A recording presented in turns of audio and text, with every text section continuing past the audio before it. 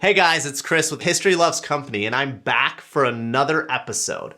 I got you. Today I wanted to talk to you guys a little bit about what I look for when I'm helping one of my buyers shop for an older historic home. So precisely, we're going to be talking about the top 6 things to look for when shopping for an old or a historic home. Pretty cool, right? But you might want to stay tuned until the very end, because if you make it through all of my 6 tips, I swear I'll make it worth it by delivering an incredible real estate dad joke at the very end of this video. And there's nothing more that you want to see today than one of my real estate dad jokes, because it's a real knee slapper. So, you're sitting around drinking a bottle of wine late at night, and you realize when you plug that blender in that maybe you overpowered your breaker or perhaps your fuse, and all of a sudden all the lights go out. You're sitting there stumbling around in the dark, trying to find your way down to the basement, using the wall to help you guide your way down. You get to the fuse box because that's what's in your old home, and you realize, now I've got to unthread this fuse. I've got to find wherever I'm storing those old fuses. I mean, if you're anything like me, you probably don't have them at all. So you're going to be heading up to the local hardware store to grab a new 15 amp fuse. When you finally make it back home, you start threading that bad boy in, and voila, you got power again. Your lights work. That basic electricity is functional again. Whereas, if you would have updated your electrical when you bought this old home and switched over to perhaps a circuit breaker, something, a little more today's day and age, you could have just walked down there, flipped a switch, and been done with it. Get back to using your blender. I mean, incredible, right? So if it's got a fuse box, just plan on budgeting, say $1,500 or so to update that to a modern day breaker. To go along with that, we've also got things like knob and tube wiring, cloth wrap wiring versus our modern electrical wiring. And knob and tube, what the heck is that? So you're gonna look up the ceiling, you're gonna see a little ceramic white sphere attached with a little cloth wrap wiring going over it. That's called knob and tube wiring. It's super easy to notice. You walk in there, you look up. As long as they haven't painted the rafters black, you can usually spot it in a second. So a lot of the times the old knobs from the knob and tube wiring was left behind, and they have in fact updated to modern electrical. But that's something you're gonna wanna make sure you check for. So you're gonna wanna look at your breaker to see if there's still that cloth wrap wiring going into the breaker box. If there is, it is very possible that you still have active knob and tube wiring. Knob and tube wiring as well as cloth wrap wiring is a fire hazard, and it's something you're just not really gonna wanna deal with. I recently had a client who actually had knob and tube wiring just in the attic of his home, and probably within the first 6 months of him purchasing that home, he did end up having an electrical fire caused by that knob and tube wiring, which burnt his house, halfway to the ground. Luckily in his case, insurance picked it up and was able to cover that. But not something that you guys are gonna wanna deal with, so make sure you're looking for that knob and tube wiring, looking for that cloth wrap wiring, and making sure that you're budgeting to update that to modern electrical standards. The second thing we're gonna wanna look for, guys, is your plumbing. The stuff that your water goes through, your drinking water. So sometimes you've got old galvanized steel pipes, and you may get some little sediment from the corrosion on the inside of that. Not something that I wanna be drinking, and could be hazardous as well. We've all heard the story of what happened in Flint. So plumbing is something we're gonna wanna take a look at. If it does have old galvanized steel plumbing, it doesn't necessarily mean that there's lead in the water. That is something that some people do have a misunderstanding of. Flint scenario was very unique to that particular scenario, so that's not something we're gonna see happen all over the world. But the real dangers of galvanized plumbing are both that corrosion causing contaminants in your water, as well as that corrosion causing little pinholes inside your plumbing. So the galvanized steel is going to rust from the inside out. That's going to cause these pinholes. That's going to form leaks. So all of a sudden you're going to have water on your floor. Where's that water coming from? Your outdated plumbing. So when you go into one of these older historic homes, you look up at the ceiling, you see that it's got galvanized plumbing. That's another thing that we're going to want to make sure we budget for replacement. we're going to want to replace that with a PVC or a PEX plumbing or perhaps copper plumbing. Copper plumbing is going to be the most expensive of these options. PEX plumbing is something that is more commonly used today because it is very affordable. It is very flexible and easy to work with to bend into and out of tight spaces. Often you'll recognize PEX plumbing as being red or blue plumbing that is, just mounted to the rafters there. Blue for cold, red for hot. Very simple. PVC is generally just going to be white plumbing unless they've already spray painted the rafters black. Then you might have black plumbing, maybe a little harder to tell what you're looking at, whether it's copper, PVC, PEX, or galvanized if they've sprayed everything black. So just take a little closer look there. So that's something, again, we're always going to want to look for. See if it does have old galvanized plumbing and just budget to replace. It's not the end of the world if it does, but something that is going to affect your remodel after you move into the home. Cool. Cool. We got power and plumbing out of the way. So now we're at number 3. Number 3, HVAC. What in the heck does that mean? What is HVAC? What's the HVAC system, guys? Any of you ever wonder what HVAC stands for? Heck if I know. I'm going to tell you. It's your heating and cooling system. Old homes, sometimes you're going to find what's called a boiler. You may think back to, I believe it was Home Alone, one of the original Home Alones, that scary contraption found in the basement. Sometimes makes a little pop, pop, pop, all sorts of different crazy noises that, maybe a little spooky when you're alone on a weekend, late at night, and feeling a little uneasy. But boilers are actually kind of cool. So a boiler is going to be a cleaner air source. So it does have a plus side to it. A lot of people just see boilers and automatically assume that, they're terrible and I'm instantly going to want to rip it out and put a furnace in. It's not always true because boilers do provide a cleaner air source, less allergens in the air. So people who, have a lot of allergies, sometimes they prefer a boiler. On the flip side, boilers often means you don't have a central air conditioning unit. So it's something that you're going to want to budget for individual units within rooms to make sure that you're able to keep yourself cool. With that being said, a lot of these old homes do regulate their temperatures pretty well without AC, but I think most of us nowadays do prefer that nice chilly AC in the warm summer months. To go along with that, boilers are also going to be a little more maintenance than a furnace. So a furnace, obviously, you do have to have, maintained regularly.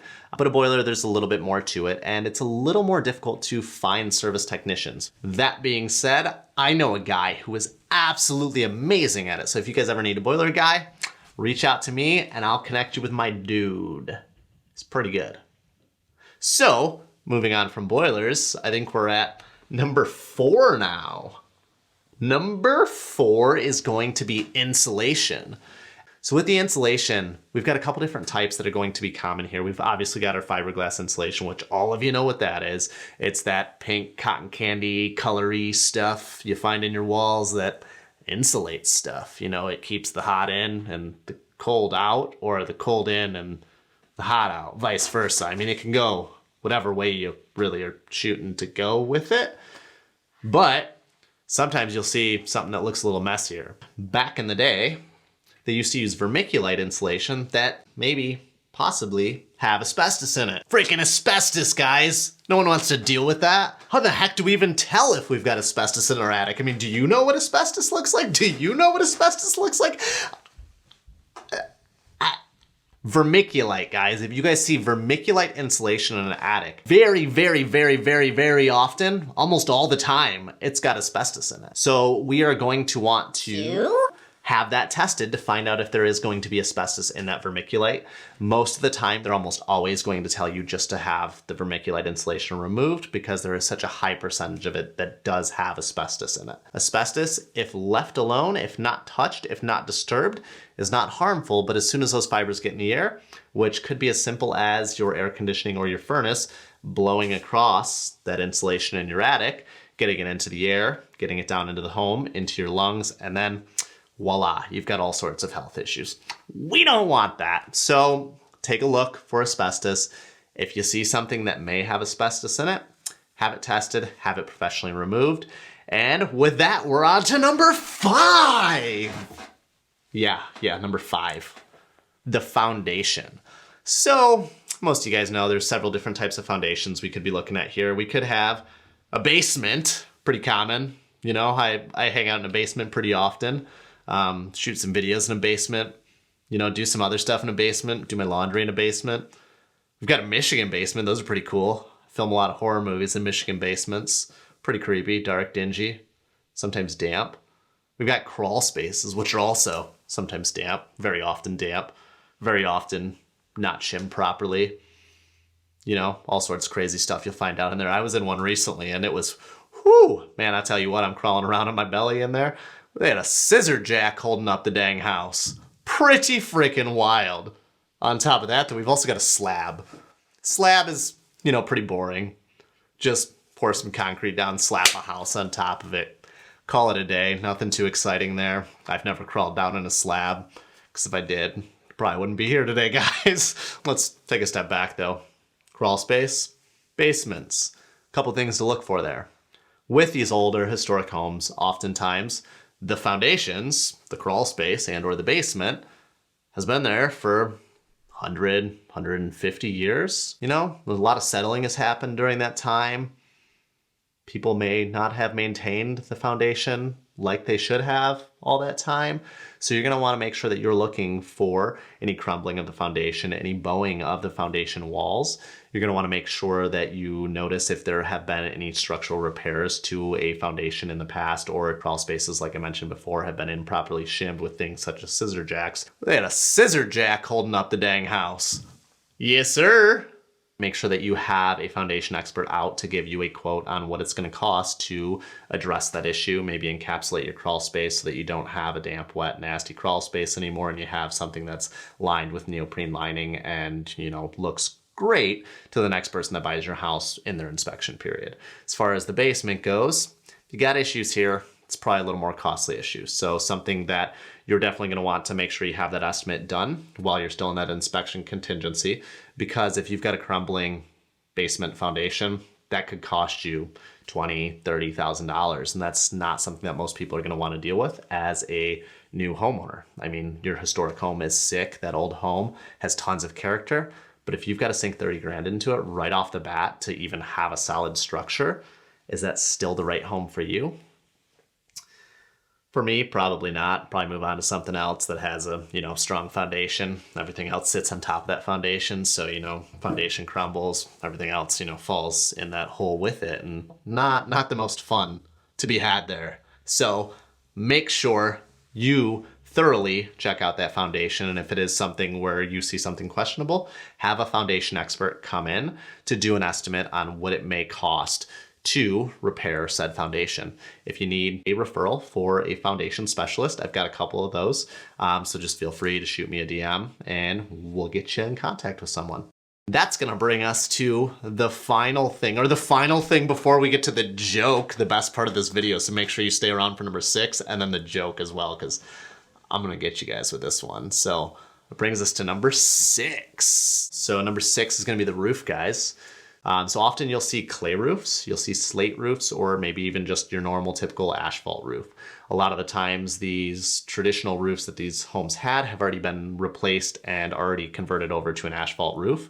But if you've got a clay roof or a slate roof that's in poor condition, if it's original to the home, there's a very good chance that it's in poor condition, although slate roofs last an awful long time. I mean, some of them I've seen hanging around 100 years later, which is pretty freaking incredible, but they are also super freaking costly. So if you see a slate roof or a clay roof that is missing some shingles, probably going to be something that you're going to want to make sure you have an estimate on, because again, this is one of those repairs that you could go into home ownership on this home, have to put a new clay and or slate roof. Probably not because if you've got a clay and a slate roof, I mean, that's pretty freaking wild. So I'm going to retract that statement. And we're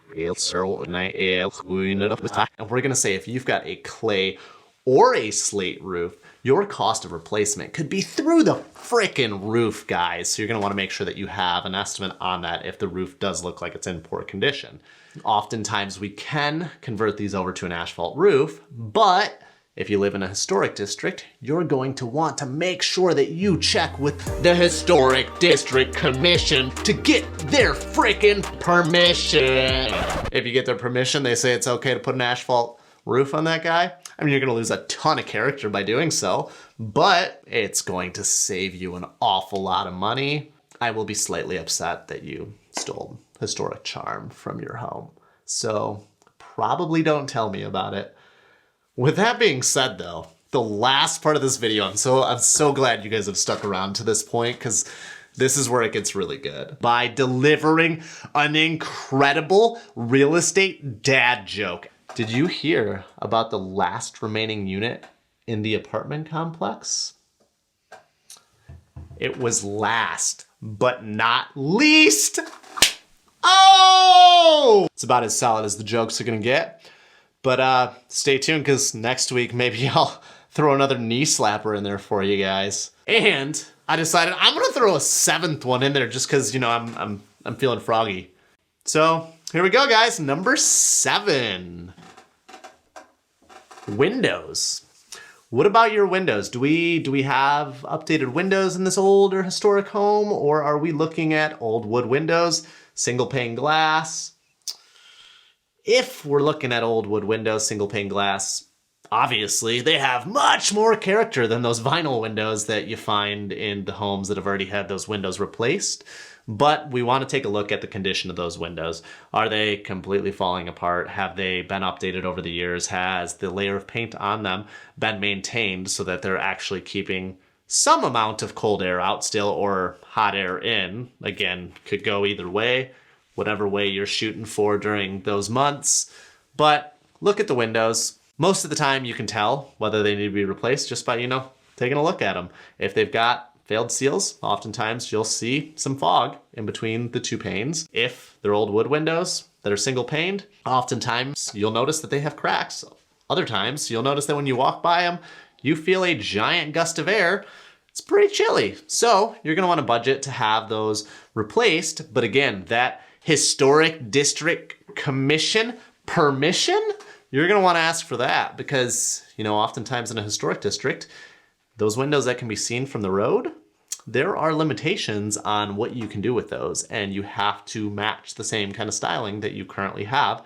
So you're gonna wanna go to that Historic District Commission to get their permission. And that's tip number 7, guys. You should probably like, comment, subscribe. I'm not real sure where the buttons are, but just do some things. Engage with my content, because when you engage, we all win.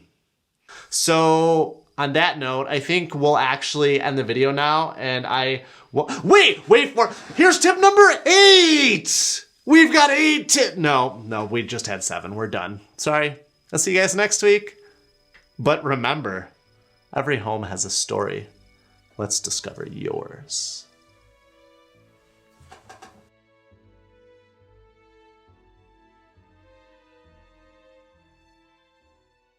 I got you.